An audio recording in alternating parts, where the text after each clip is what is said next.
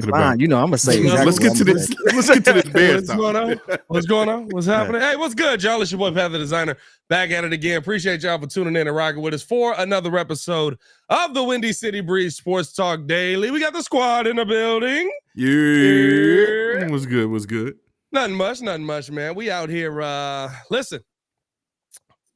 listening to national media pundits all day.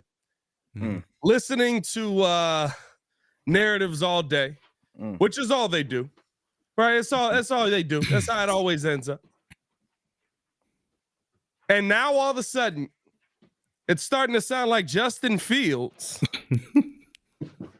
isn't the worst quarterback we've ever seen in our entire lives. When you hear him talk, there seems to be a little bit of a different tone in their voice around Justin Fields. And so we want to talk about that. Also got to talk about some of the things that we're going to see heading into this game and some of the comments from Luke Getsy and different things like that today. Louis Riddick pretty much ripping Luke Getsy's game plan as well, which I think he's the number one guy that we got to talk about on this whole thing. All that and more today's episode of the Windy City Breeze Sports Talk Daily. Kid finna get mad because I still ain't got the other intro on there. Let's go. Here we go.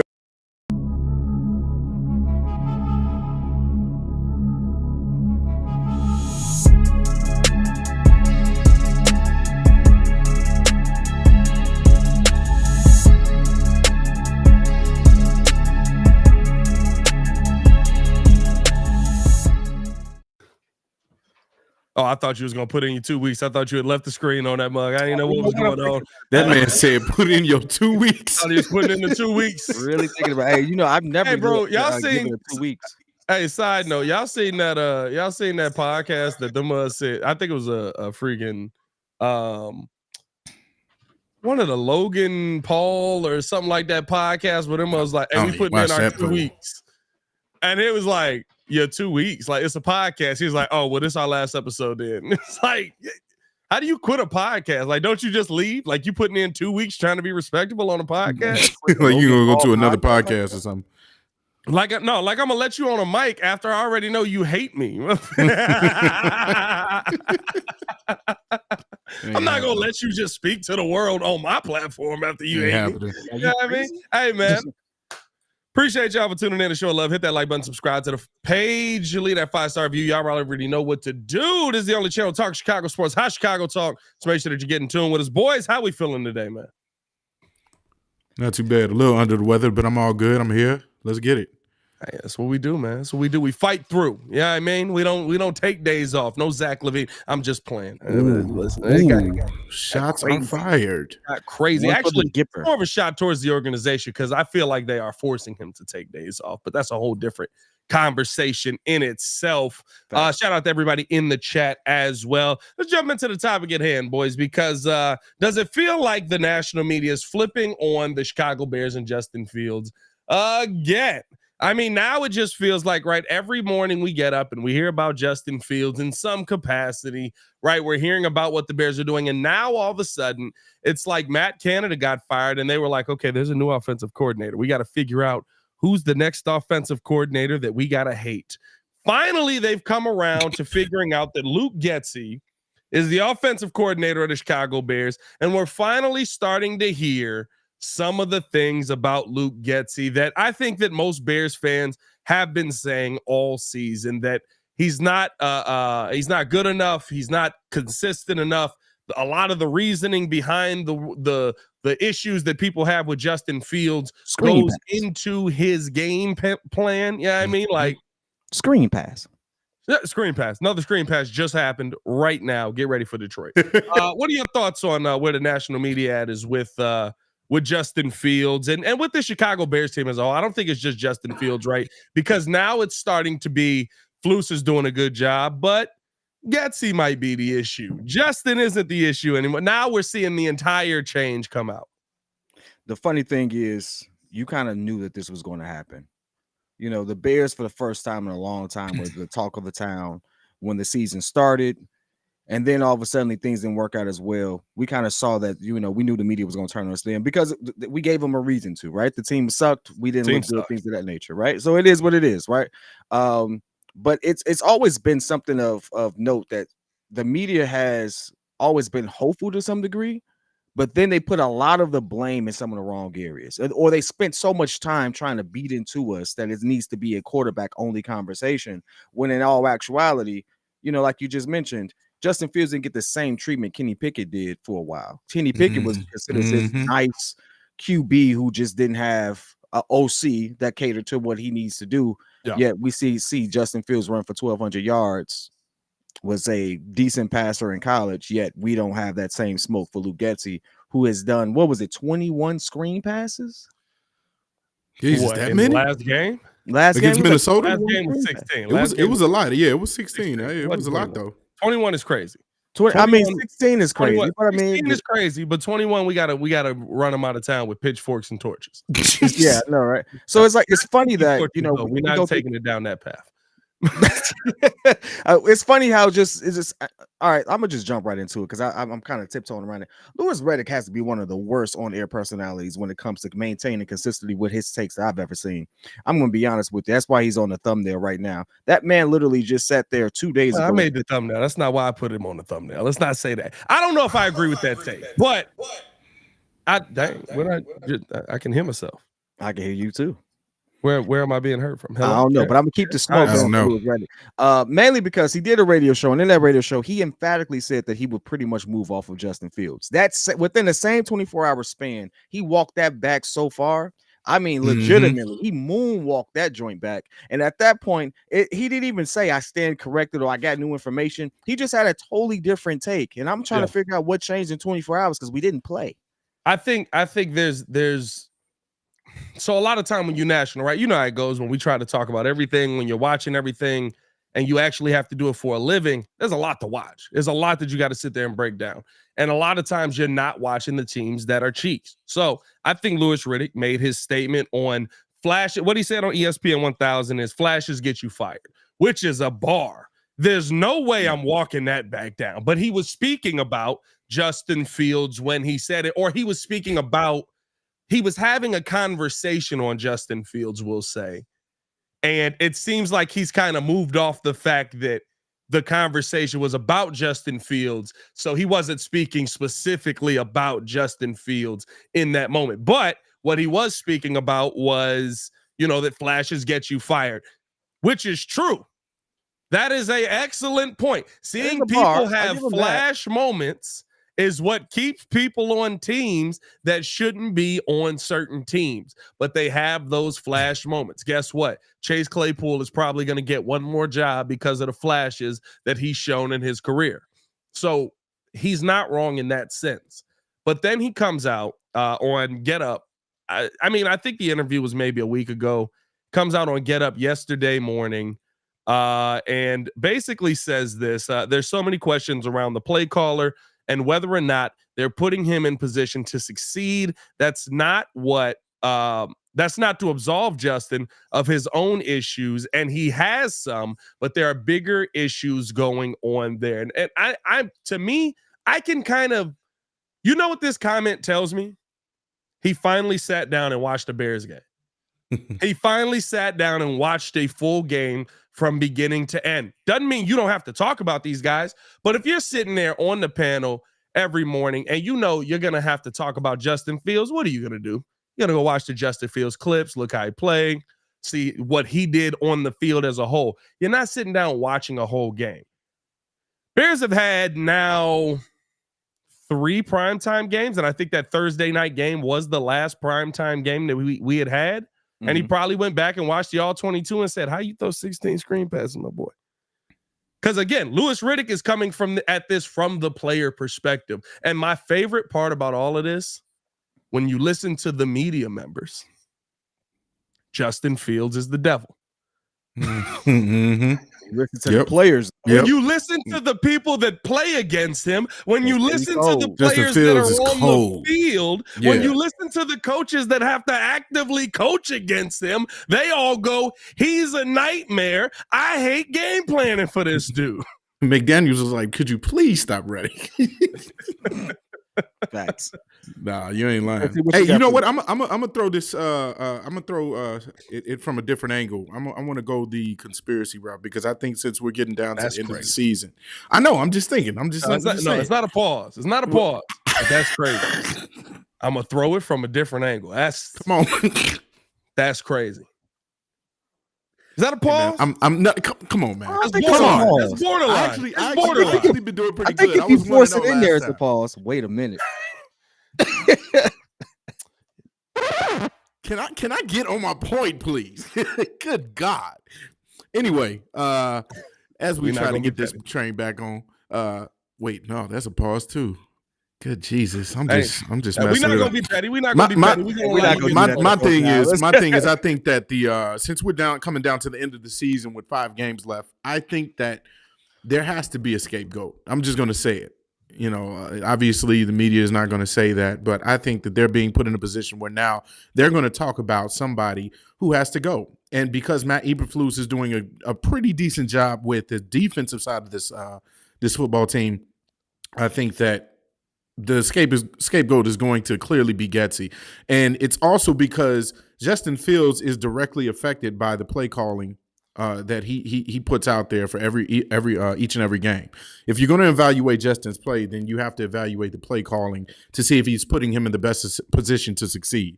And so I think that even though, you know, Riddick did kind of walk back his words, I think he's on point with that. As far as you have to look at the person that's doing and looking at what he's doing to make Justin put in the best position that he can be to be the quarterback that we think he can be. So that's my take on it. I think that they're now just seeing they know they need somebody that's going to have to take the fall, and it's probably not going to be Eberflus. And the funny thing is, I'm gonna be honest with you. It goes to this comment here in the chat. Shout out to you all for rocking with us, man. Over 100 people. Let's get these likes up though. If I start playing some like weird music or something like that, y'all ain't finna sit there and just do us like that, man. Listen, like get these likes up. Yeah, let Pat sing. Anyway, you remind me of a West Side Story. No, it's got to be whatever y'all. I saw what happened before I got on yesterday. It's got to be that whispering that C-Dubs. That was crazy.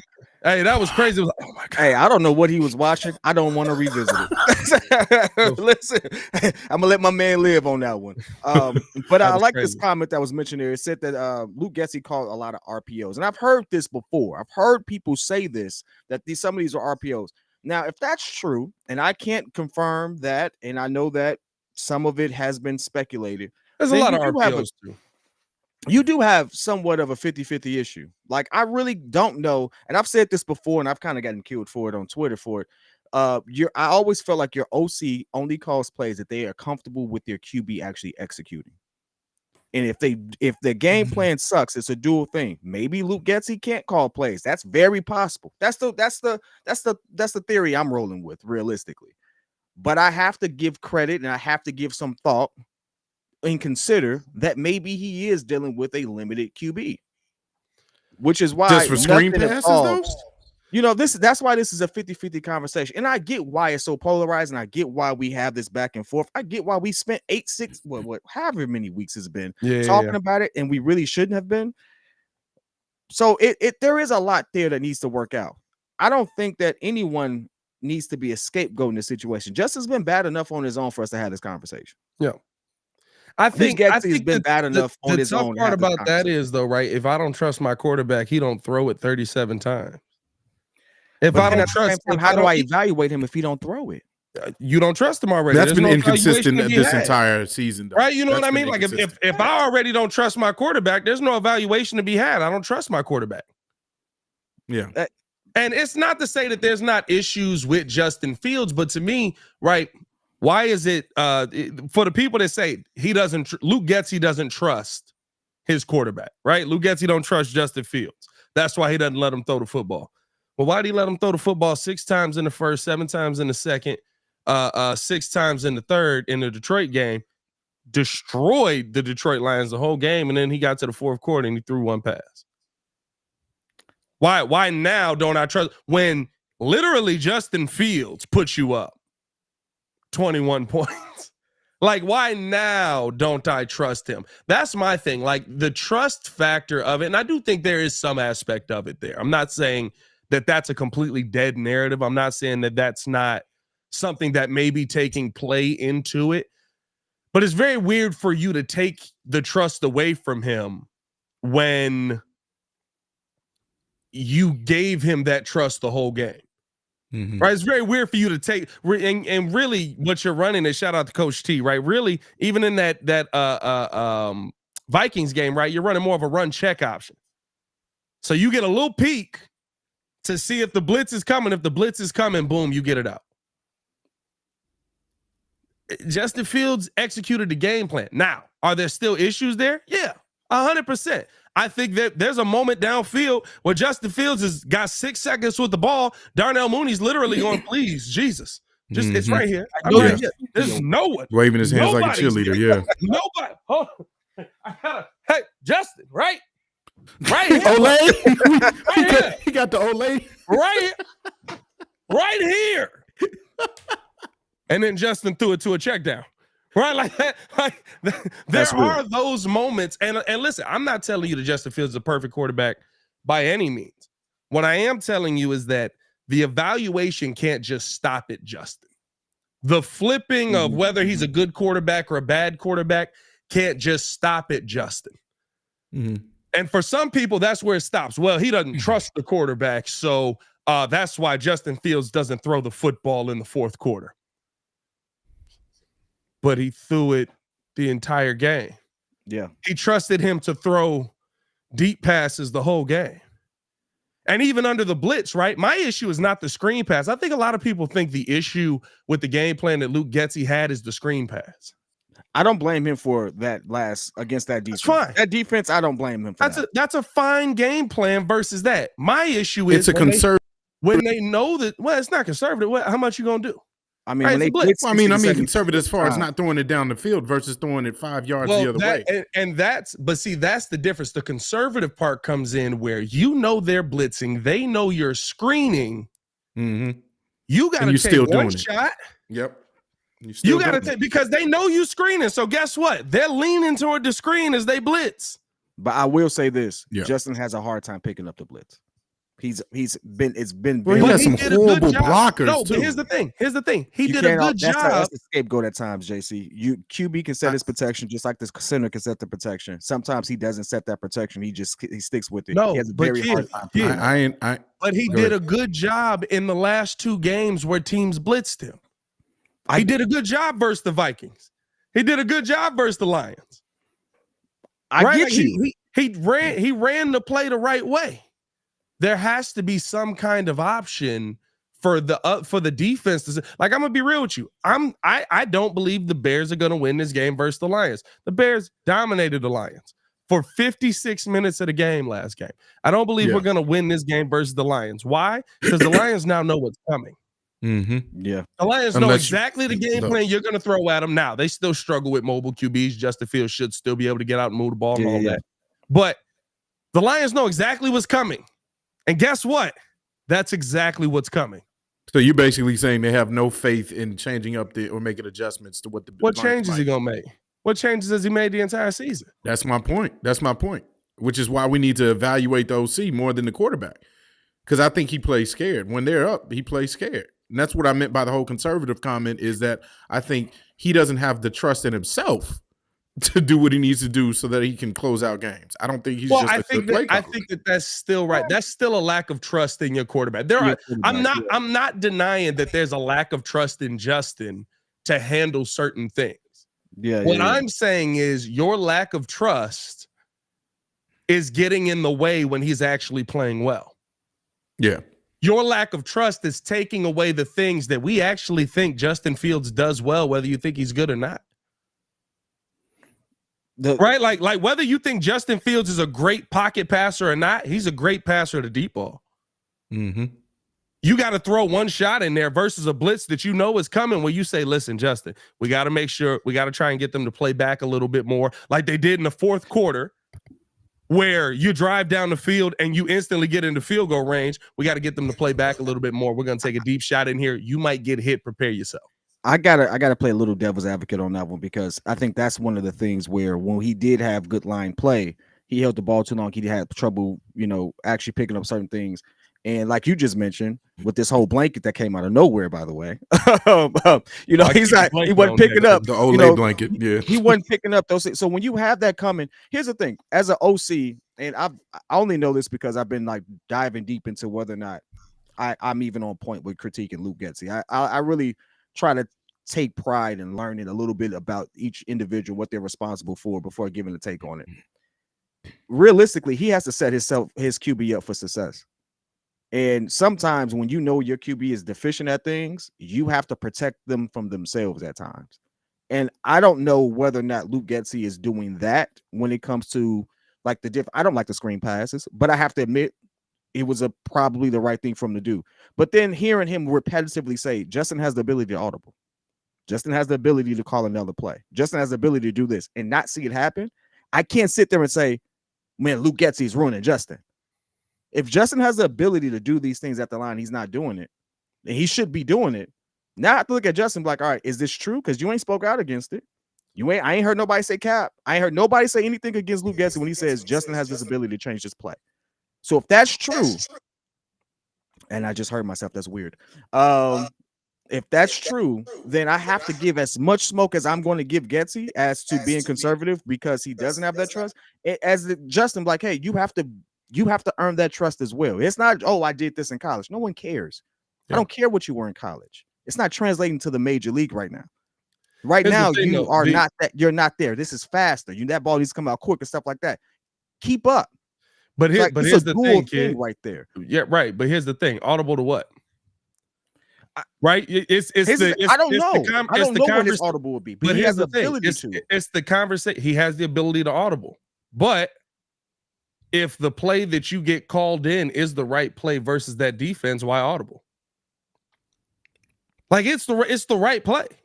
It's a fair question, but let me ask you all this: how would you expect any of us to have that answer? Like no one here can answer that, because it's like, hey, only Justin would know.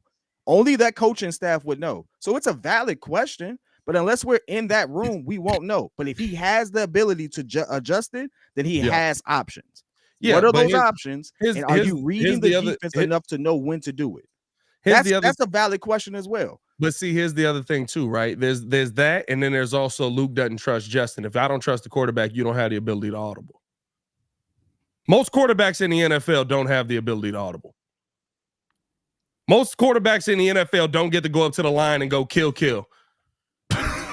You run the play that I call for you, and you get out there, right? Like usually the guys that have, and a lot of times the audible might just be, it's not like Madden where I get to go triangle. You go for a streak, you go down.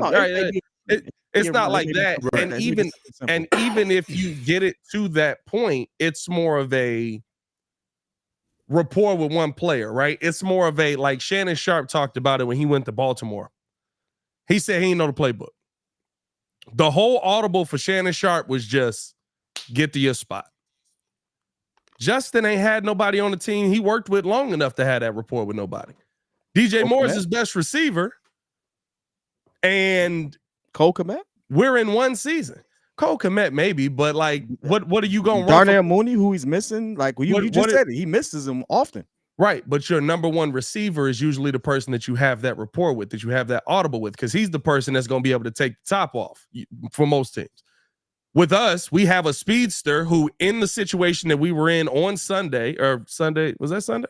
Monday night, I want DJ Moore going down the left side of the field because I know there's no safety help over the top.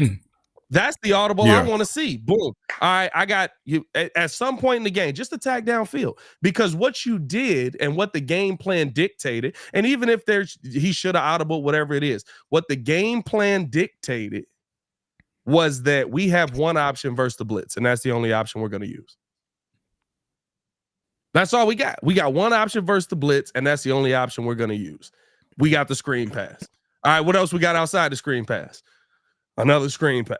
Yeah, nothing else. You know what I mean? Like, that's not good game planning. Everybody looks at that game plan. All of the players look at that game plan and go, well, yeah, I know it's coming. I know the screen's coming. I'm killing Darnell Mooney. Equinemius St. Brown don't weigh enough. Which and again, these could be very valid points. But at the end of the day, that's why it's such a interesting conversation. And I can understand why people have flip-flopped on it because it's so weird. But at the same time, it's like that's why it's just like let these last 5 games play out. Because again, we don't know. No one could. Everyone's sitting there saying Luke is lying. How do you know? Like, how do you know? He said it publicly multiple times. Yeah. How do you know? Like, don't think emotionally, like think logically. How do you know? It's more Is it about possible that this person just like I've heard Justin Fields say he receives too much information with one of the most cerebral he did say positions he's robotic in the head. Yeah, that's true. Like he's the one, it's the most cerebral position in football. Mm-hmm. Yeah, no, a lot of information is part of the job, my boy. Yeah. Like this is what happens. So like I get it, but like both could be true. And well, no, here's the thing. It's not about him. To me, it's not about Getsy lying. It's about what is the audible to, right? Like there's a lie and then there's a lie of omission. Does Justin Fields has the right to go up to the line and call his own play? Or does Justin Fields have the option to go up to the line and call the play that you've also sent in if this play don't work? Right? Like that's the scenario where to me the game plan is Justin is too tied to the game plan, which you should be tied to your game plan, but he's too tied to a game plan that to me doesn't fit his game. And when we see the moments fit his game, he looks great. It's great. When we see the game plan fit his game, he looks like a great quarterback. But when the moments don't fit his game, we see him still perform well in those games. And I'm not gonna lie. Like I said this the other day, it's a lot of moving of the goalposts going on out here. It's a lot of moving of the goalposts. Justin Fields, well, you made a good 37 on screen passes. You made a good point about how the fact that if Justin Fields is not doing what he's supposed to do, I think this again goes directly on the OC and Luke Getsy specifically because he comes from a team where he coached somebody who already knew. Did we lose him? I don't know. He's been freezing up the whole pod. Oh, he's back. Can you all hear me? Maybe. Yeah, we hear you now. There you go. Yeah, you very glitchy right now. Right. Your internet said you're done working, so am I. No, well, if you can hear me, basically what I'm saying is that I don't think that Luke Getsy is the type of OC for Justin anyway, because his experiences hasn't been with the type of quarterback that Justin is. He's a dual threat, and I know we keep saying Aaron Rodgers was a dual threat, but we're not talking about that type of dual threat like Justin Fields. I do want to point out that I thought about y'all because we had Glover from the Detroit Lions, a safety who played against GQ, Glover Quinn from the Detroit Lions. Oh, yeah. Who played against Aaron Rodgers. He said the problem with Aaron was he was very mobile in the pocket. And just very mobile. You hear that? It's like in the pocket. He knew how to manipulate the pocket within those 5 or 6 steps. Yeah, but moving around the whole baby. Don't. Hey, remember the game winning Hail Mary came from outside the pocket. hey, Aaron Somebody Rodgers said my internet put in a 2 weeks notice. Hey, man, Coach my bad. T man. own you. They own me. My bad. Man. That's all right. Continue with your point though. No, basically that was it. That Luke Getsy, I think, isn't fit for this type of quarterback. And because you already saw that he tried to make him into Aaron Rodgers. Tried to, change his foot, his step back formation, his throwing formation. Like everything was geared towards, I'm gonna make you somebody that I'm comfortable with, that I've seen play and exceeded this position. I'm not going to play to your strengths. And so I think it's being forced now. I don't think Getsy is the guy for Justin. It still, to me, goes all back to the OC. He's front and center here. And I think that's the interesting part about kind of what we're seeing now, because over the next 5 games, I think you're going to see more national media go at Getsy.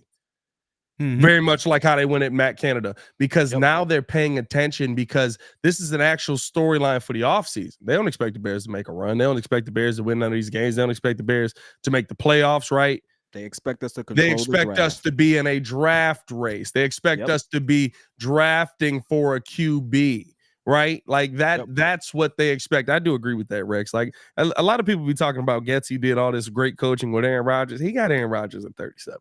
He was already great. Aaron Rodgers was a Super Bowl champion before Luke Getsy showed up. Yeah, I mean, like, I do keep hearing that. They're like, but he coached Rodgers. I'm like, he was in the room when it happened. Shout out Hamilton.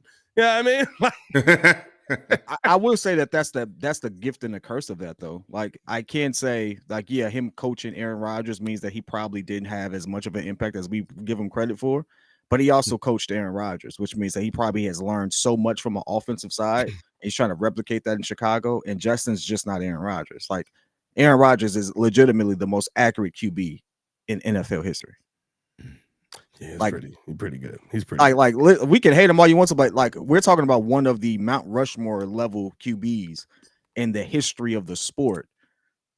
I mean, like, you know, that's a lot. That's a lot of pedigree right there.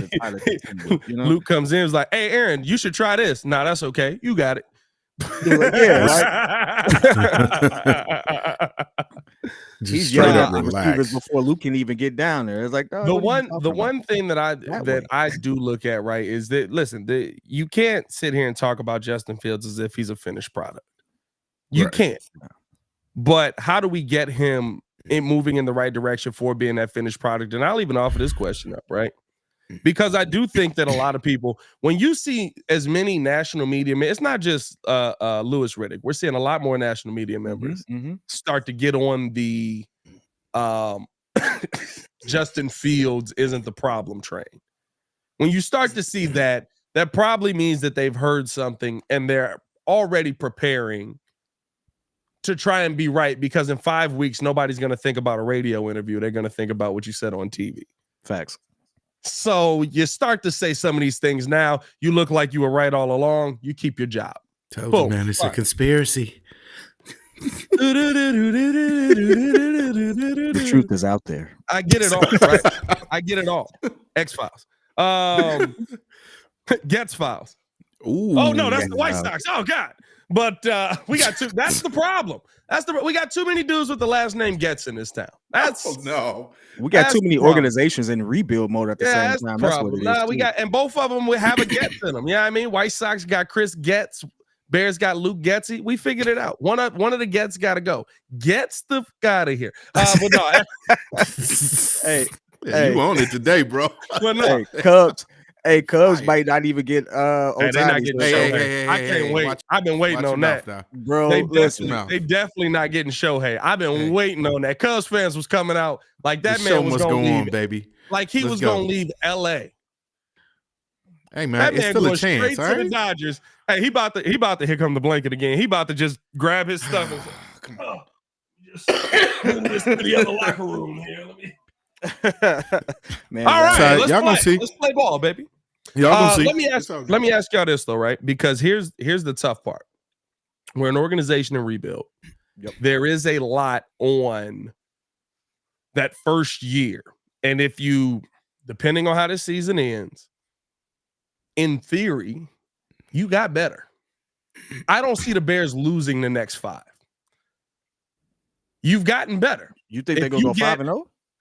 I don't think we go 5-0. Jesus, I said I don't see the Bears losing the next 5. Like, or I said was about to say you did just say that. I don't see the Bears losing all of the next 5. I should say. Okay. 5-0. Shoot. So an above 500 record, hey, like we maybe go 5-0. Nobody's fired, right? Hey, nobody's fired. Nobody's fired. Everybody's coming back. No, but I don't see the Bears losing all of the next 5. So in theory, you got better, right? And B. Bill says he thinks we end up 7-10.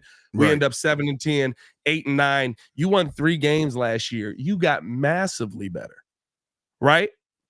Is there a scenario where no one's gone, where everyone comes back, where there is no scapegoat? Because in theory, Luke Getsy, Justin Fields missed 4 games, but right now he's having the best games of his career. His QB rating right now is 108.5. His touchdown to interception ratio is 12-4 right now, right? Like, or I'm sorry, these in his past 5 starts. Let me rephrase it. In his past 5 starts, 68.7 completion percentage, 212 yards per game passing. Rushing stats, he got 291 yards, 3 fumbles. That's tough. Touchdown to interception ratio is 9-2. QB rating of 108.5. Justin Fields is playing well with Luke Getsy being horrible. Kind of hard to throw. Man, look, when you don't throw downfield though. 100%, right? But I'm just joking, dog. I'm with you though. I'm with you. I'm literally just stating it as the defense is playing better. In theory, over the past 5 Justin Fields starts, your offense is playing better. And in that last game, they found a way to win in an ugly game. I think if we finish out this season in a 7-10, 8-9 range, y'all might be getting ready to round up everybody on a third time around, baby. A continuity, baby, here in Chicago. We doing that. We doing our tours as motto. There's a chance that we can win majority of these games, and it has nothing to do with our offense. And we've seen what that looks like. We've seen our defense in the past put us in good positions when we had QBs that we were on the fence about. And so I have, and I said this coming into the season, I've been killed for it. I still stand on it because as you see what we getting, this is not about winning these next couple of games. No one cares about winning these next couple of games. This season, well, listen, they should care because in theory there is still. I mean, in theory, we're in the hunt. We're in the hunt, baby. Listen, you finished. Here's the thing: you finished the season 9-8. Oh, you did what? What did we say? What did we say to start the year? I want to see the Bears be in the hunt. I want to see the Bears compete for a playoff spot. I want to see the Bears do what Detroit did. And that you finished the season 9-8. 9-8. You did what Detroit you were in the hunt. You did what Detroit did. You're right. You did what Detroit did. Let me not say they don't care. Competed for a playoff spot. I'm not doing it. I'm not doing it. 5 weeks down the road. Listen, far. I'm not going to Louis Riddick this. I'm not going to walk it back a tough days later. I'm going to do it right. I'm not doing it. Listen, they care. Don't get me wrong. What I mean by this is we don't have our goal for next year is way more important now than this. All this is development and evaluation of Justin because he was down 4 games. And if you don't think that's the case, listen to I know we're killing national media, but that's where we're going. No one's talking about the fact that, hey, the defense plays better. We all see the defense play better. Yeah. The only reason we're even talking about Matt Eberflus even still having a job is because the defense played better. And we saw his role in that. We also saw Ryan Post get him help on that end. So we see what's happening there. The only question we really have is on offense. Let's be real. We expect our defense to get better with what we have and to be better next year as they have more time together and they're healthy. But no one's questioning that. We are questioning our offense. So I'm saying these next 5 games are more about I wouldn't be surprised if I don't see Justin Fields throw more time. Thank you, MacGyver. Couple games he's ever thrown. That's Joe. I don't know why his name is that Joe? That's Joe. Oh, yeah, I don't know why his name is still MacGyver music. I can hear his fight song in my head. Yeah. No one's gonna be looking at Justin's probably gonna have more passes in the air than he's had his entire career over these next 5 games to kind of prove a point, which is probably going to be a good or bad thing. I'm not here for either one. I hope he puts it in the air. I really do. Pre-injury and post-injury, and I dare one of y'all to come in here and talk about air yards or putting it in the air because we watched the San Francisco 49ers lose 3 games when Deebo Samuel was out. And now all of a sudden they win in games again when Deebo Samuel is back and Brock Purdy's an MVP again. Go look at them passes. Y'all tell me what you see. I'm just saying. I'm not saying, I'm just saying. But against Denver, we don't want Brock Purdy. against Denver, did the offense not play better? That's Denver, dog. I'm not giving that. Against Washington, did the offense not play better? I'm going to give you Washington. Absolutely. Detroit, did the offense not play better? They played very well for almost the entire game. Yeah. We had a 21-point lead. Yeah. Yeah, they were moving the ball. You know what I mean? The offense is playing better. Realistically speaking, right, Justin Fields gets hurt for the 4 games he's out. But realistically speaking, the offense has been better outside of the first 3 games of the season. Hey, what's the? Yeah, that's all well and good. Better. The better is because marginally. Come on, let's be real. Hey, no, it's been way better. But baby steps. Those 4 games when Justin was out, right? You had Bajan in there. You weren't throwing the football as much. You were running the football a lot more. Blah blah blah. But you can say bet, and this is not me saying I want to keep Luke Getsy. Y'all know I'm ready to. I'll pack his bags in his blanket over here, and I'll send him out there with Shohei Ohtani, wherever he ends up, as long as it's not in He's Chicago, coming here. right? He's coming here. Him and Shohei can be in the same spot next year because it won't be Chicago. That's how I feel about it. But it has been better offensively this year than what we saw last year outside of your first 3 games. I know people are going to say, but the first 3 games matter. Watch the NFL. No, they don't. I'm off of it. I don't care about a football team until week 4. I swear I don't. Oh, Baki with the news. Pacers beat the Bucks. That's what I'm talking about. Oh, yeah, I was watching that whole game. Here we go. You're going to look up Obi Toppin stats. That's a team right there. I was watching that whole game. Yeah, I mean, just go ahead and look up the stats, P. You know about to look up the stats.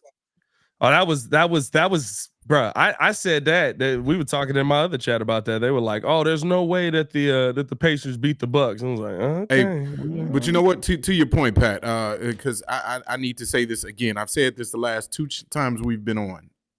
Do not give me hope. Do not give the Bears fans hope. I don't care if we go 9-8, 8-9, 7-10. I don't care if we win the next 5. Hey, that's what you told him, Jordan? Don't. Don't what? Don't give me hope.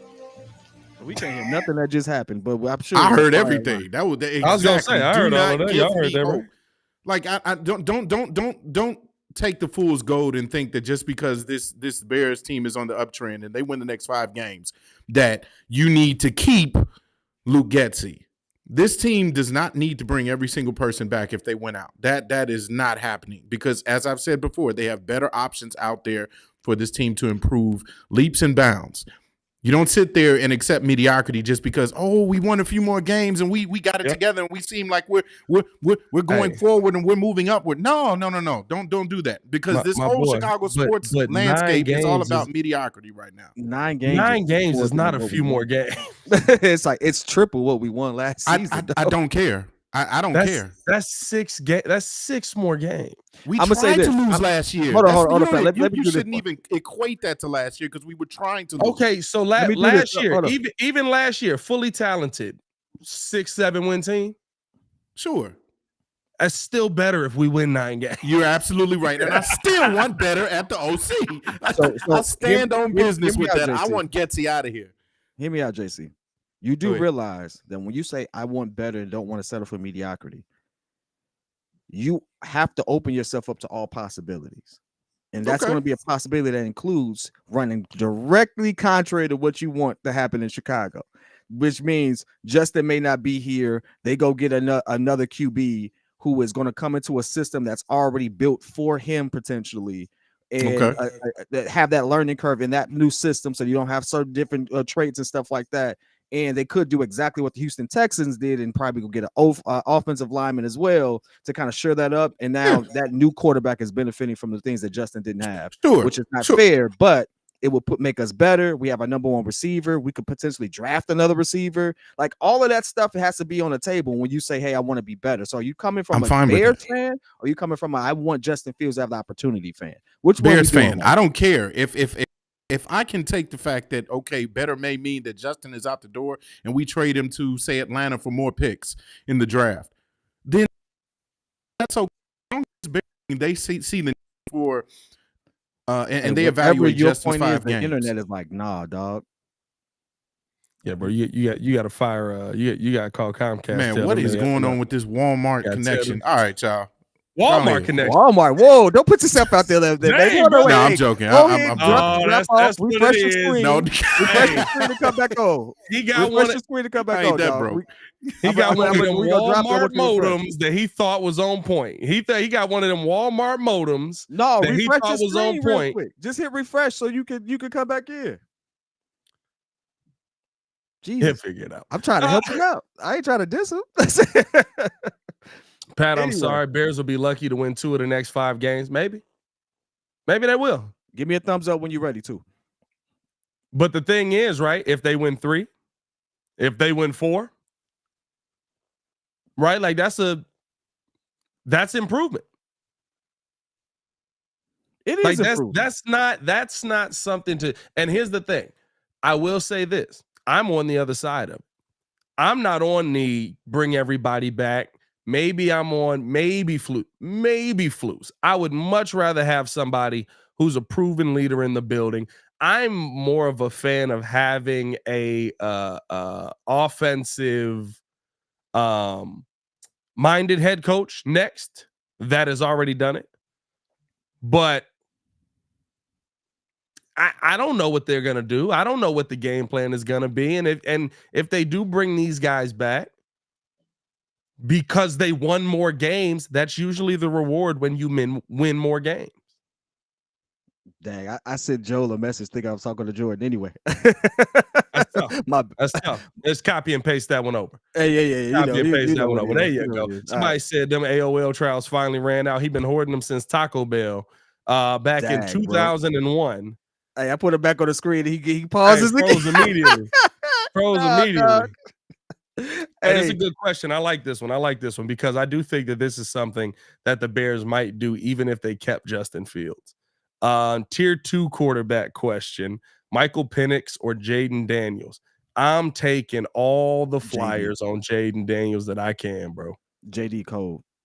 I'm taking all the flyers on Jaden Daniels that I can. I'm a Penix dude because I like to say, but he does have. I don't like how his last name's spelled. I'm just wow, Pat. I'm talking makes about me uncomfortable. Play. I'm a MPJ thumbnails for the next. Hey, I gotta make the titles and the thumbnails for the next 6 years with this dude here. I don't like it. That's a fact. Anyway. I gotta put it PENI every time I type his name in. Ain't he a junior? I'm gonna call him MPJ. That's what I'm gonna call him. Anyway. Now you know I fool with an MPJ now. There you go. There you go. Yeah, hold on now. That's MPJ right there, my boy. Hey, we finally draft MPJ to Chicago, and it's the wrong one again. That's what we're gonna do. But I will say this: like,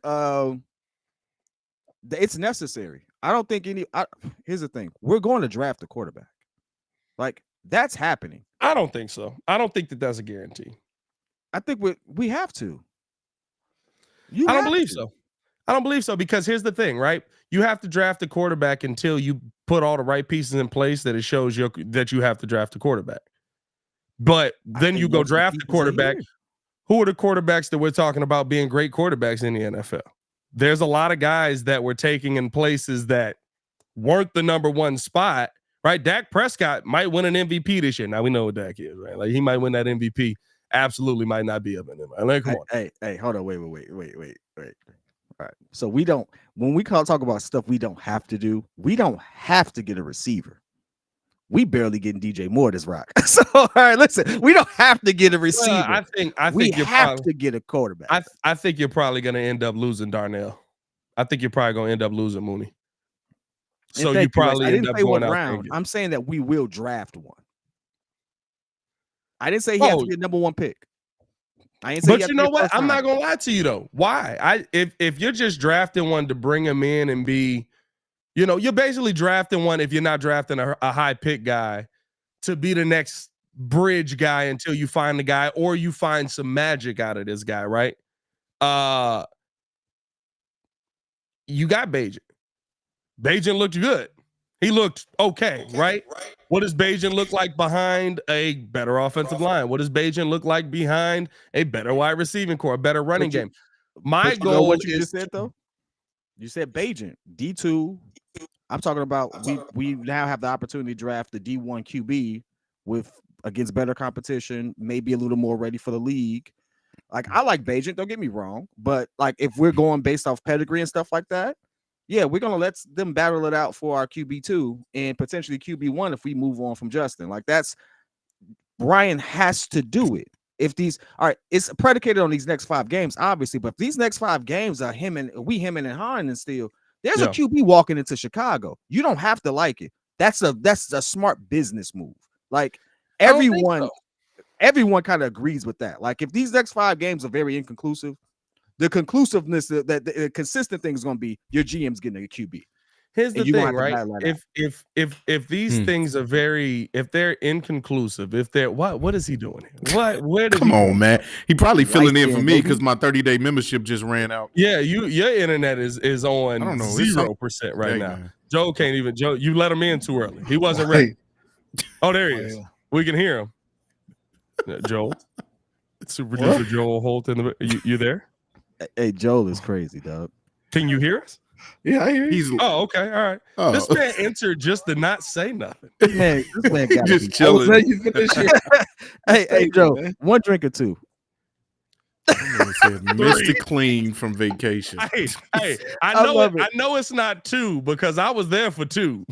Oh well, it's probably number 3 or 4. That's all right. You're good, man. You're good, man. I'll see you tomorrow in the morning. Right now. No, what I was saying was right. Like the smart business move to me has nothing to do with the quarterback position, and I think it's something that Ryan Poles has done. The smart business move to me is attack the positions that are the most of need right now. Whether you feel Justin Fields is not the guy long term doesn't mean Justin Fields is a terrible quarterback. Is he good enough? Right? Is he good enough with a starting center in there that is a consistent starting center? Is he good enough with a left tackle that is Joe Alt? Is he good enough with a Marvin Harrison Jr.? Is he good enough with, right? Because even if he's not good enough next year, after I add all of this in my third year, then you really do have the conversation of, you're not good enough. That's telling. Yeah, but the next quarterback that comes in, tackle and center position, you get a veteran at those positions. You don't draft for that, considering what's at stake for Justin. Why, you don't get a rookie. Yes, you can. Why wouldn't you? Operational talents.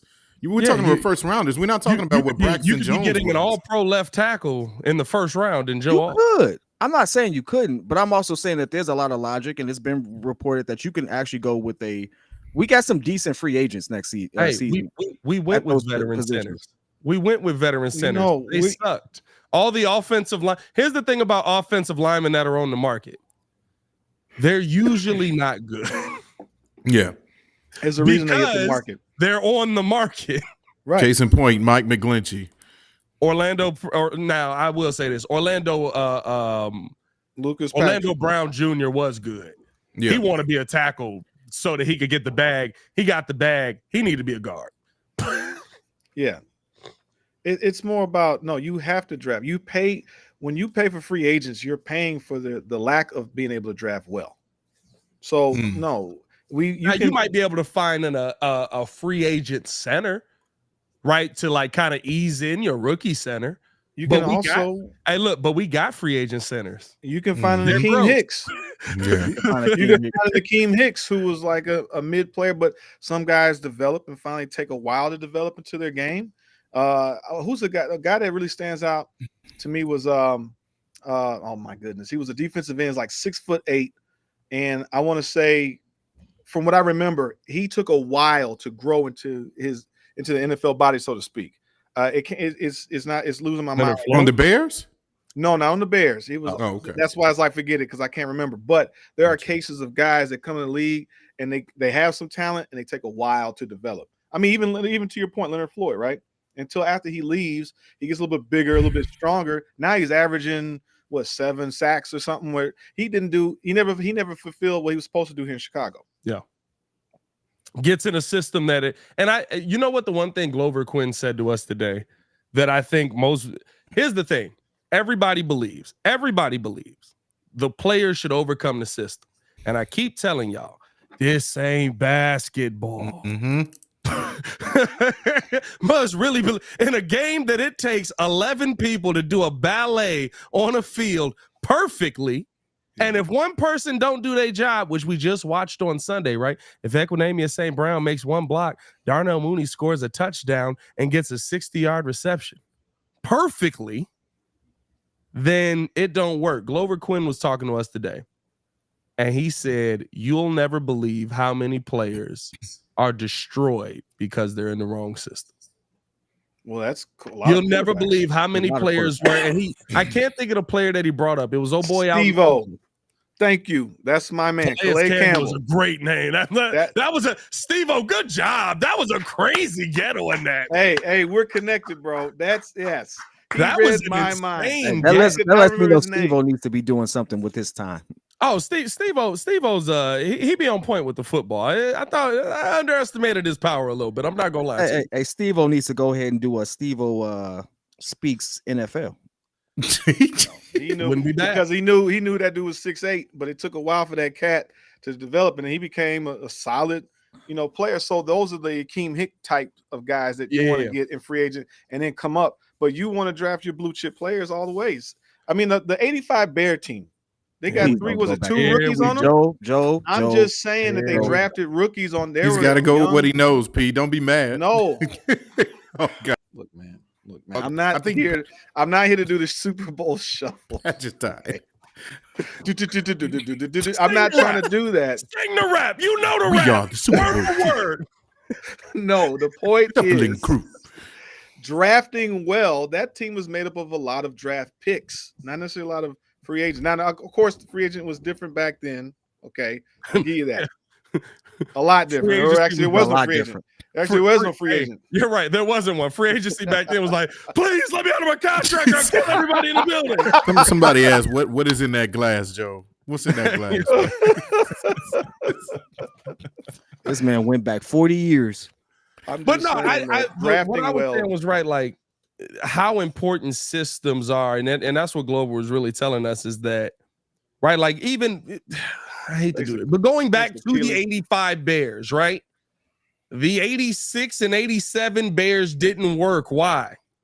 The system changed. You end up moving on from Buddy Wright. The system changed. Yes, you still have the same talent. Yes, it's the same system. But when it's not the same guy calling the same system, the system is different. Guess what? Sean Desai called the same plays Vic Fangio did. Lord have mercy. He sucked. Yeah, I'm going to say this though. Jim got hurt though. They had the quarterback position was not stabilized. They still had a lot of talent. Man, who are you talking about? Jim who? Jim McMahon. Can I put this out here though? I get where we're going with this, right? I'm with you. The question still is, yes, you can draft a Hall of Fame O-lineman, that a guy that potentially becomes that. But in the situation we're in, where we're trying to piece this together so we can finally evaluate our guy at QB, is that really what you want to do? Because it's not as if that kid's going to, you can't guarantee that kid's going to come in and be that Hall of Fame O-lineman. It's going to take time. So while he's developing, I'm predicating my QB success on his protection. Does that make sense? My point is not that you're trying to get convinced about Justin Fields. My point is that you have bigger needs right now than the quarterback position. Right? Like everybody's like, oh, you got to get the quarterback position right. How about we get the team right? I have a defense that the linchpin of the defense doesn't exist on this team yet. Listen, if I send Caleb Williams out there, I instead of using a pick on Justin or on something else to help the offensive line or the offense in a whole, I send Caleb Williams out there in the same circumstances Justin Fields is in right now. Right. No. It's like Pat Mahomes. Like it's not. Listen. Yes, it is. No, not only did he sit out a year, but he had one of the best O-lines at that time. That was a 13-3 team that he went to. So the whole point, like Pat's point, is that if you create the home, create the structure, create everything for the environment, for the quarterback, doesn't matter who, you can thrive if they give the guy some time. We have seen Tua is a prime example of that, right? They bought into him. Tua. Dak Prescott. He's always had a good line. He's been mid for the whole time. But he got a good line and made him a good player. They got him a big contract. Yeah, but I'm with you all. But you know what? You like Dak Prescott is one of them, right? But Dak Prescott has always had more promise to be a good to great QB. No, he was a 4th round pick. Dak Prescott was a 4th round pick. Then who? Who are you comparing him to? Zero expectations. What I'm Tony Romo, if Tony Romo doesn't get hurt, he probably just retired maybe a year ago because he'd still be playing there. Hold on. I'm sorry. I'm trying to understand what you're saying, P. You said more promise than who, though?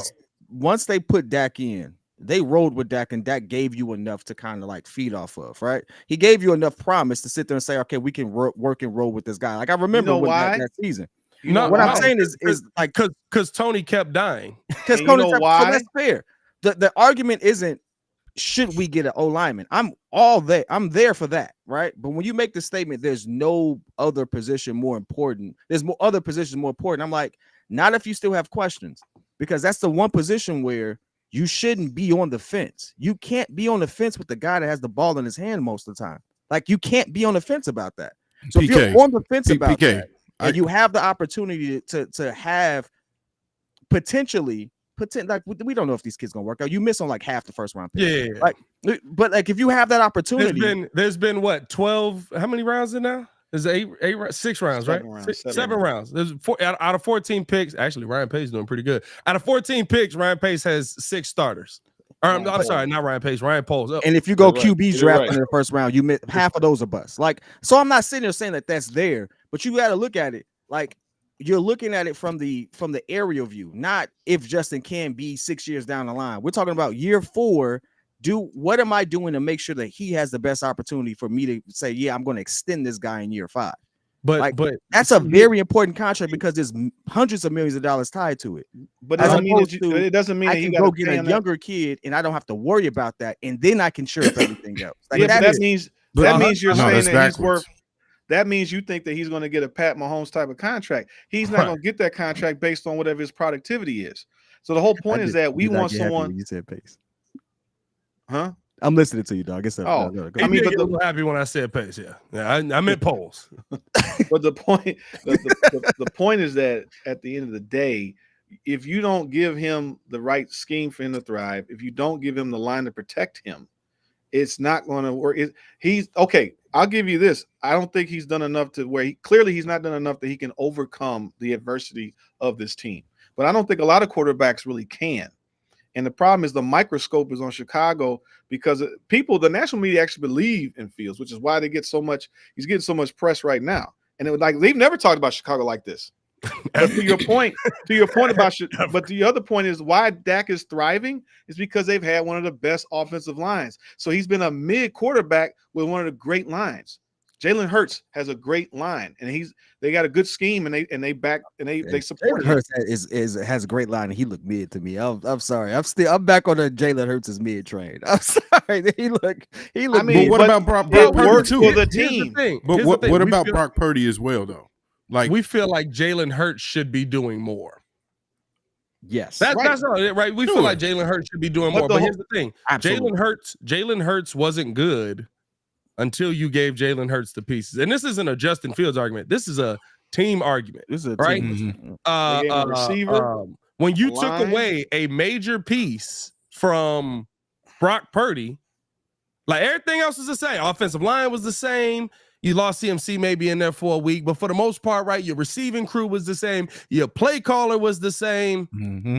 And all of a sudden, the offense couldn't score, and they lost 3 games in a row. You gave Deebo Samuel back to him. And they just beat who we thought. Now they're dynamic again. Yeah, they're dynamic.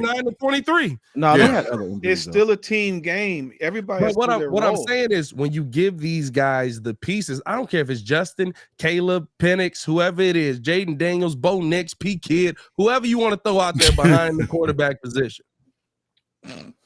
He's definitely not going to make it. I don't understand why. Not like that. You got to work on that throwing motion, buddy. Whoever you want to throw out there behind the quarterback position, right? Like, to me, when you see those quarterbacks thrive, we all look at the same thing. Tua thrives when Tyreek Hill shows up and Mike McDaniel shows up to give him a play caller, or to be his play caller.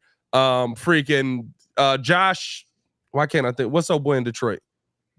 Jared Goff. Jared Goff thrives when he gets Amon-Ra St. Brown and Ben Johnson, who basically goes, y'all know he actually can throw the football. You know what I mean? Like he just only been to a Super Bowl. Like, and an offensive line that can keep him upright, right? Like you see these guys thrive. We see quarterbacks thrive every single season with the same conditions, and only with the Chicago Bears do we go, he shouldn't need that. Lamar Jackson can pass. when somebody decided to give him an offensive line and a number 1 wide receiver. That's a crazy novelty thought. Steve V, dog. Like, we see every single successful QB get the exact same situation. Are there a couple of outliers? Sure. Deshaun Watson's an outlier. He was a freak of nature. We should have drafted him. We should have took. He's the outlier. Every QB they've had is outlier so far, right? I'm not gonna lie. It's pretty impressive how they find him. I'm not gonna lie to you. Hey, listen, but look, kid, you got to make up for it at a certain point. You got freaking David Carr sacked 79 times in 17 games. You know what I mean? Like, you got to make up for it a little bit. But I think too. 9 times. Bro, he got sacked a lot, bro. David Carr was one of the most sacked dudes. It changed that dude. He was changed. It was like 74. Fam. He's the most sacked quarterback. Fam, here's the thing. Time, yeah. He's training a lot of the guys that are now successful. Yeah. But the problem with them literally took Joe Burrow from being a 16-7 quarterback or whatever it was to 50 touchdowns. Yeah. But what happened? The Texans, they thought they got the left tackle in oh my God, he came from Tony Baselli. They got Tony Baselli, and they had drafted David Carr. Yeah, David Carr, number 1. So, but Baselli never stayed healthy. They could never get the left tackle right, and that dude, they could never build the line all the way. So the whole point is, like, again, if you don't have the line, now imagine if the line was there to protect David Carr, his whole career would be different. We need that center really bad, and we need that left tackle. Jesus Christ. Here go David Carr numbers. Rookie year, he got sacked 76 times. I'd have quit. His second year, he got sacked 15. Third year, he got sacked 49 times. Fourth year, he got sacked 68 times. His fifth year in the league, he got sacked 41 times. And then after that, he basically was the backup. Yeah, I'm head out. Look up Cutler's sack numbers, because he got killed. Was it the first or the second year that he was here? First year, he got sacked like 50 sometimes. What year did he get killed? How many times? Jay Cutler with the Bear got sacked. You look at the year, like first year 35, second year 52. Jesus. Yeah. That's second year, because John Tate retired. Again, when you don't stock up on the line, John Tate was like, what, 31, 32, and was like, I quit, I'm done. And they had no backup plan. You need linemen. We had Gabe Karimi, baby. Ooh, Chris Williams. Did he get hurt? God. Now, here's the problem. Thing, it's not that. It's just that we lost Colombo. We weren't able to get Chris Williams. We drafted Gabe Karimi, and I saw his legs was this big, I said, we might be in trouble. Out of Wisconsin. We might be in trouble, boys. I don't know if y'all know this or not. We might be in trouble. Hey, but the problem is that Colombo didn't work out, and then Chris Williams didn't work out. Chris Williams didn't work out. Yeah. Gabe Karimi, it's like if you I was high on Chris Williams on those picks. I will say this: at the end of the day, there is a lot to fix here. There's a lot. There's a lot of fingers to point, a lot of blame to go around.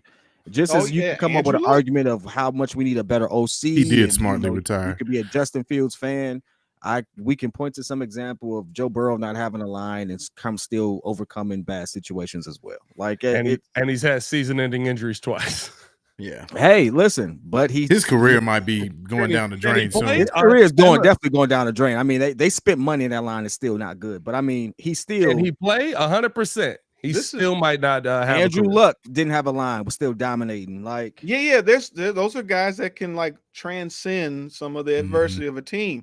But they're the outliers. It's not a lot of them. And here's the thing: those aren't the guys you talk about long term. Well, my position with Fields is this: I'm rocking with him until it gets to a point he's good enough for us to do what we have to do with this team. If we build the team around him, we have 2 more years. Even if he does not work out, then we have to say goodbye. But it doesn't hurt you to have him here as like an Alex Smith type of guy. Now I understand, but the thing is that the team, Philly has shown you, Baltimore has shown you, when you scheme around the guy's talents, if he doesn't develop into that passer that you want, you have enough time to move to someone else because you've built the team up. And if he works out, great.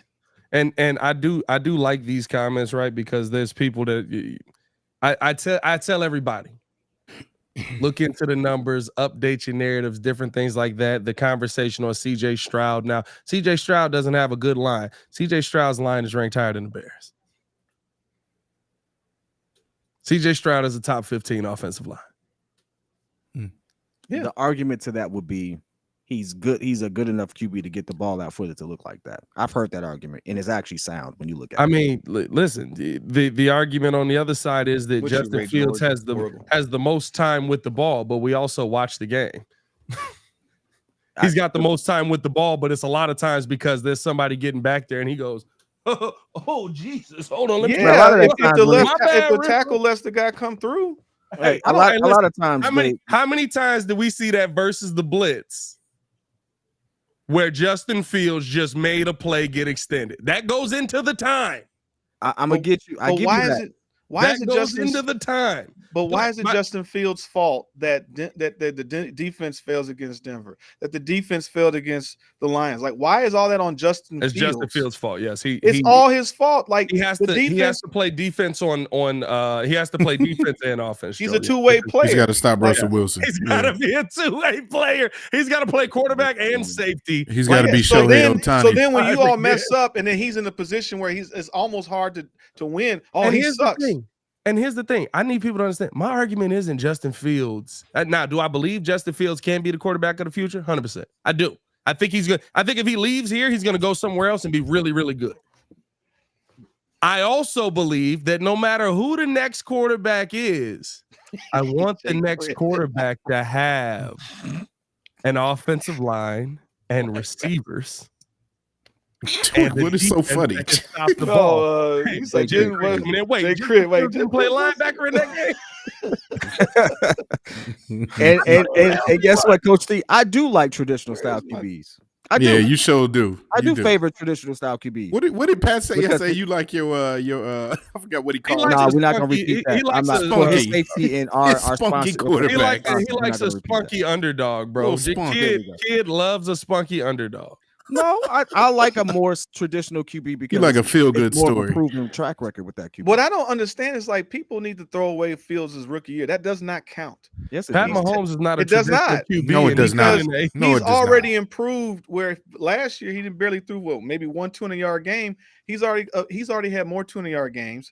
He had the 2 games against Denver and Washington. Like now with the thumb injury, it sucks because it feels like it's a setback. Yeah, they were probably protecting him when he first got back, but it's like he still has to develop. It takes time for some of these guys, and everybody's like, "You're a pacifist for Fields." The thing is, like, you got to give him time, build the squad up for him. Hey, kid, love a good Steve-O's hilarious. Hey, no. Real talk. I am a CJ Stroud fan. I like his game. Nick Foles did have a moment where I like what's going on there? Is a white man lover. There's a white man speaking. Hey, I don't know about all that, Cachet. Chill out on that one. That was crazy. I do like a more traditional QB. I like a QB who can run, not one that depends on his running ability. I'm gonna be honest with you. I was not a fan of Lamar Jackson, the runner, for the first couple seasons, but this version of Lamar, I love this version of Lamar because Pat just told you the reason why it's a different version of Lamar. Though they just gave line and a better offensive guy. Hey, no, JC, who's his number 1 receiver? Zay Flowers. Zay Flowers, right? They drafted Zay Flowers. Yeah. Yes. Zay Flowers so far. Would you say Zay Flowers is better than Hollywood Brown? Yes. I think they're about the same. Yes. I think they're about the same. Think they're about the same. Now, does Zay Flowers have a higher ceiling? Maybe. Yes, and yes to both of those questions. But they're both I think they're about the same receiver, the same build almost. Like it's the same. Build is different from production on the field, though. I don't care if they're 6'3". Great tight end. They got a good running game. They got a strong defense. Right. Chase Claypool has a build compared to DK Metcalf. And here's the thing: the difference is not the wide receiver. The difference is the time that Lamar Jackson actually gets to throw the ball now. Yeah. Right. Like receiver, like Hollywood Brown was a fine receiver on his team, but like Hollywood Brown at the same time was on a team with Lamar Jackson, where Hollywood Brown was the only option. He just like, I'm gonna be down here eventually. Yeah, you had Duvernay and Bateman as the other people, and then Mark Andrews. I forgot about Duvernay. Duvernay was gross. Mark Andrews like he wasn't a good tight end. But Mark Andrews, but look, you Mark Andrews. That's all he had. I'm not crapping on him. I'm saying that's all he had. But history has shown that you don't necessarily need. It's nice to have a top number one receiver, of course, but there's been many examples of having a balanced group. If you got a good scheme and a balanced approach, I still feel like our running game needs some help. It's not as dominant as I'd like it to be. And so you're asking you're dumping everything on Fields with questionable play calling. And on top of that, you're dealing with, some questionable line play. So if the line can't even make the holes for the running backs, it's like it's not consistent. Well, you know what history has never showed? A team being successful without a good offensive line. We need an offensive line. Joe Burrow was successful without offensive line. He didn't win though. Right. Hey, Joe, we don't have Super Bowl aspirations, my boy. We talking about yes, we want Super Bowl. Hey, we ain't going to Super Bowl no time. So if that's the case, that means that we did well in 05, the 05 team, 06. Hey, we got there. Hey, we did do well. We did. Hey, I'm saying we got there, but Joe, still hurt. That's a whole different situation. We got to a Super Bowl with no quarterback. That's impossible. And that shows you with a good line, good running, and a running game, and a defense. The quarterback has to be pretty good. Ain't that team rated 98 on Madden, and they don't? No, bro. Listen, getting to a Super Bowl with no quarterback is insane, bro. Like, if think about it, even on the run that the Ravens went on, Joe Flacco caught fire. Playoff Flacco was a monster. And look, the thing is with Grossman, now one season got that 100 M's, it was trash. Hey, look, Eli Super Bowls, Eli was on fire. No, he got hot at the right time. They had Earth, Wind, and Fire. He got hot at the right time. Yeah, but it was more about Earth, Wind, and Fire. Hey, but Joe, there was no game in the playoffs where Rex Grossman got hot at the right time. Yeah, he did. Yeah, the Saints. He beat the Saints. He did enough to beat the Saints to get into the championship. Games. Bro, the Saints. The Saints couldn't move the ball. He was listen. Look, what's the score? There was moments where he was at the bottom of the trash bin, and there was moments where he was just on top, but he was still in the trash bin. He did enough, but the problem was the scheme, the coaching failed. They stopped running the ball. Joe, we won 39-14. The Saints couldn't score. But we scored. It felt like you thought it was a closer game, didn't you? No. I didn't think I remember him making key throws. I'm not gonna say it was a close game. He made throws where it got out of hand. Joe, he was 11 for 26, 144 yards and one touchdown. Hey, fellas, I think it's time to shut it down. This man just said Rex was good, bro.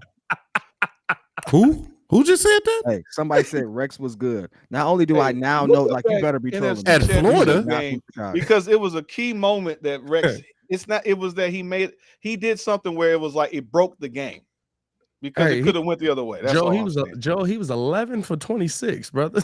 Oh my God. He was great, what, Pat? You're right. He was great. I know. You don't have to tell me. He was 11 for 26. How many yards? How many drinks he didn't have, man? He did enough. 144 yards. Terrible. I thought it was the trash. Hey, Joe, watch this. He had how many yards? 144. How many yards he averaged a game? I have no idea how many yards. I wasn't making a case for Rex for Hall of Fame. Did he average just the field numbers? Who, Rex? No, I think he had like 3,000 yards. No, I'm trolling, but if he really did, that's bad, dog. My point was that you just need. Of course, we all want the dominant quarterback to do their thing, but we've seen examples that when you got the team built, a la like a Chief squad. Then when we finally get the guy, if it feels cool, if it's not, and we got to get our other guy, but everything is in place. The infrastructure is in place. Rex Grossman had a 50, bro. The NFL was so different. He had a 55% completion percentage. No, look at his whole career. Mm-hmm. Oh. And Muzz would talk about him as good Rex, bad Rex. Hey, dog, Dan Marino had like a 58% completion rate. No, Dan Marino had above a 60% completion percentage. Well, back then, wasn't the completion percentage like a little bit lower? No, it's always about 60%.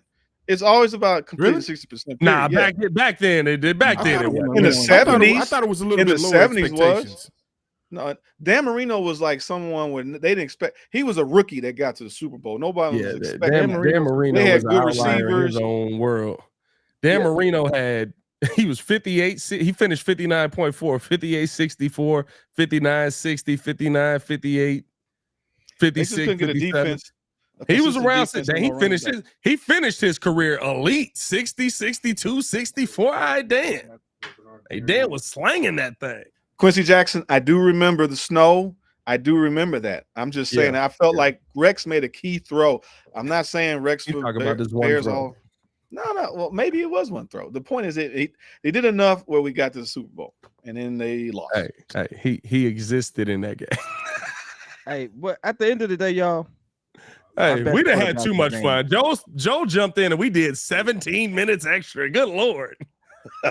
Hey, man. JC out of there. JC just left. Okay. Hey, man. Appreciate y'all for tuning in and showing love. Hit that like button. Subscribe to the page, man. We do talk Chicago sports daily on this channel. Only channel talk Chicago sports. How Chicago talk. JC's internet basically said, I'm done here. Super producer Joel. I got to ask a question to the chat, dog. I got to ask a question. Do y'all just like us just sitting here chilling like this? Because it's been like 200 people just chilling with us for we ain't talked about nothing for the last 15 minutes and we increased. What are you talking about? You just erased what I just talked about. When I got on here, conversation. Don't you ever discredit this bald man here.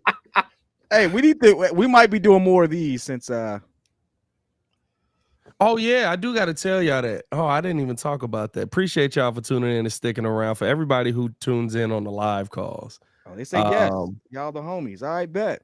We didn't got a little bit too big, and we technically always knew live calls were illegal. But now the companies that pay a lot of money for the live calls have kind of said, y'all keep doing that, and we're gonna take some money off of y'all hands. And we ain't got no money. Like, we got money, but we ain't got no money like the Muzz can be taking money off of our hands. I'm broke, baby. Unfortunately, the Chicago Bulls live calls are dead. No, you just got converted to watch parties. Whoa. For real? They might end up being watch parties, but the actual play-by-play portion of it is dead. Bro, I ain't gonna lie to you. What did you do to Stacey King, man? Bro, I ain't gonna. No, listen. Stacey done stole all of our taglines and everything, bro. Stacey done stole everything we They got. tried to take my life. Put us out of business. No, and it sucks.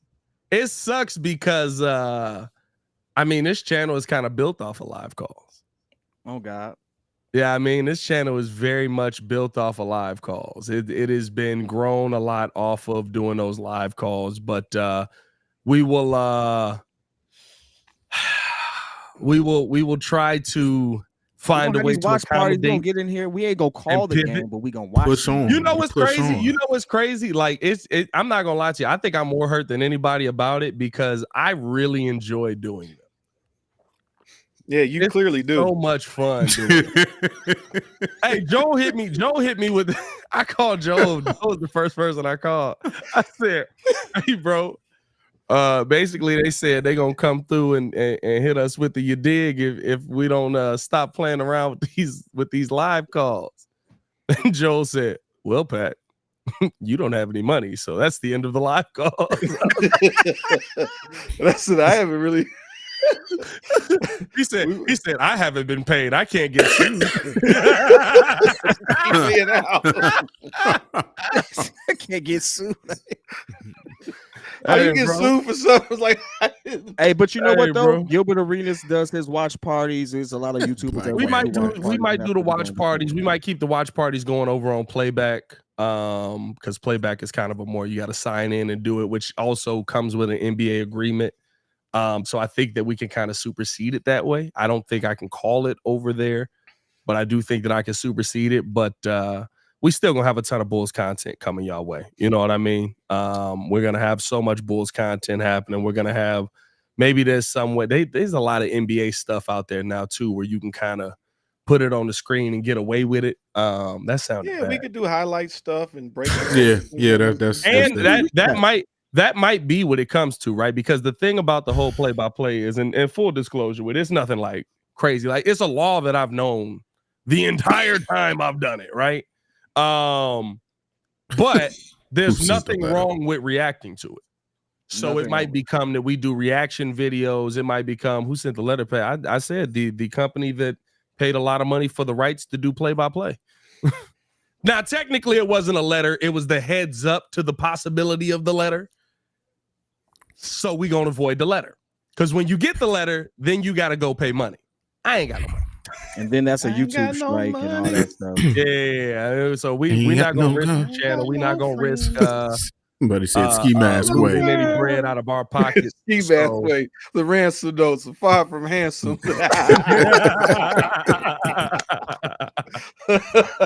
We're gonna find a way to pivot. I guarantee you that, whether it's me doing reaction videos to it, which is 100% completely fine. Whether it's me doing, which maybe I do reaction videos to more NBA content outside of just the Bulls as well. Yeah, I mean, like there's a ton of things that we can do. So we're gonna still give y'all Bulls content that y'all looking for. Of course, we're gonna talk Bulls on this mug. Zach LaVine wants out. We don't know what's going on, but he's committed. Right, he's committed. We'll see. As always, he's committed. Should we tell him about the other development thing that's possibly happening? No, we should just show up with that. Nah, yeah, we just got to show up on that one. We just got to show up on that one. We got good news on top of the. Yeah, I mean, good news too. Though. Bad news first. Good news too. Joel's pregnant. Anyway, we appreciate you guys for tuning in and showing love. Hit that like button, subscribe. Wait a minute. You mean I can't get anybody pregnant? Hey, well, Joel, I heard that you were out there with Zion Williamson. I had heard that you were around Zion. You know that notification goes off whenever he enters the city. You are a connoisseur. A connoisseur, my guy. No, in all sincerity, though, we appreciate you all. Wanted to let you all know, but like Pat said, gonna have the content out, gonna see more of us. And if these watch parties and these moments where we just kicking is actually something you all stick around with, which again, it's 152 of you all that stuck around, which is amazing because normally it just totally takes off because we ain't talking about the Bears no more. But you all stuck around for this, then we're gonna keep doing it. We can pivot to that, and you all can now have that barbershop feel that made you all like us in the first place. Because we ain't nobody. We still the people with the blue curtain that's moving in the background. Well, hey, listen, I can't keep saying we ain't nobody. We getting letters. I wasn't there for that. We low key becoming somebody. Yeah, I mean, we ain't nobody yet. We need an NWA moment. Somebody. We need the FBI. You're not down here. Hey man, appreciate y'all for tuning in and rocking with us. Y'all stay safe out there. As always, hit that like button, subscribe to the page, man. We'll see y'all. Yeah, that sounds about right. Y'all stay safe out there. Chicago. One love. You threw a pick already? The game just started. That's a good thing. Come on, bitch. What is happening, baby? I told you.